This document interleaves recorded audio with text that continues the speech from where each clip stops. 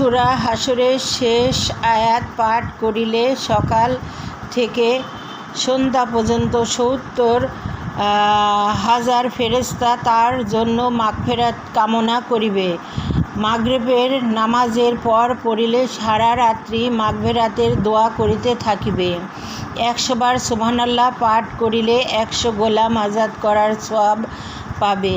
১০০ বার আলহামদুলিল্লাহ পাঠ করিলে যুদ্ধের ময়দানে সামানা ১০০ ঘোড়া দান করার সওয়াব পাবে। ১০০ বার লা ইলাহা ইল্লাল্লাহু পাঠ করিলে আসমান জমিনের ফাঁকা জায়গা নেকিতে ভর্তি হয়ে যাবে। সুবহানাল্লাহ।